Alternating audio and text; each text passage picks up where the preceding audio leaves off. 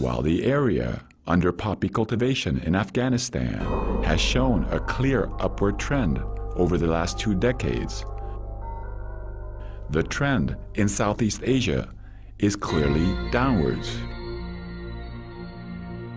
As a result, this region, once host to the notorious Golden Triangle, now has only a limited opium problem, a problem concentrated in just one region, of just one country.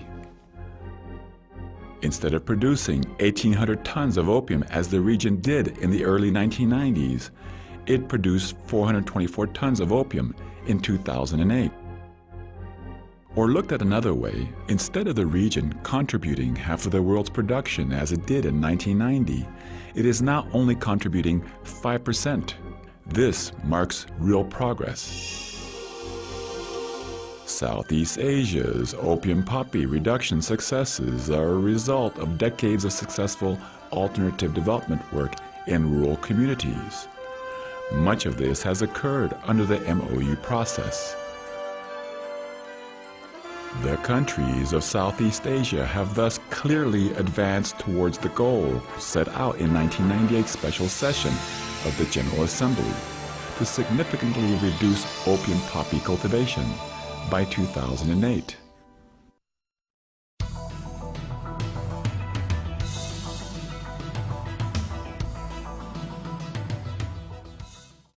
Criminal organizations are more and more becoming international, with cooperation and members located in many countries.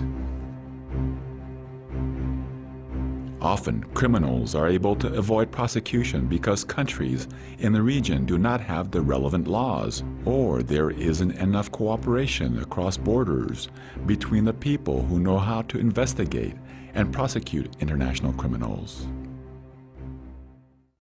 UNODC, working with the MOU countries, has built up the capacities of the 6 MOU countries to cooperate effectively in international drug investigations and prosecutions. This is particularly so in the fields of mutual legal assistance and extradition.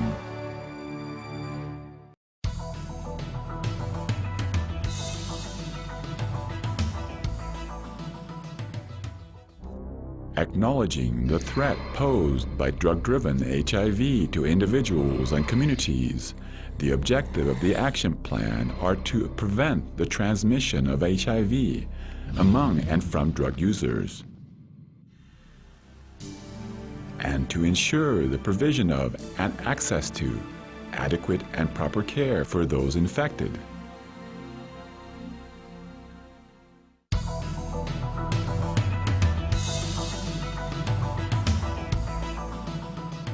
While the Memorandum of Understanding and the Sub-Regional Action Plan were initially designed for countries in the Greater Mekong sub-region, in recent years, other countries in Asia have developed regional efforts to respond to the drug threat. In the year 2000, an international congress composed of the Asian countries and China endorsed a regional action plan known as ACCORD. ACCORD stands for Asian and China Cooperative Operations in Response to Dangerous Drugs. It spells out actions necessary to contain and reverse the drug problem in the region and establishes benchmarks for seeing this done. ACCORD is the first and only comprehensive regional action plan in which these 11 countries together will combat the negative impact of illegal drugs. As the MOU process continues and deepens its track record of progress in drug control, there are numerous other challenges ahead. There is a need to address not only these human security challenges, but also others created by organized criminal syndicates.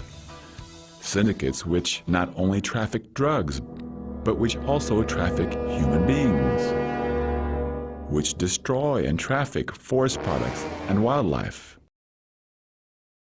and which smuggle people across borders.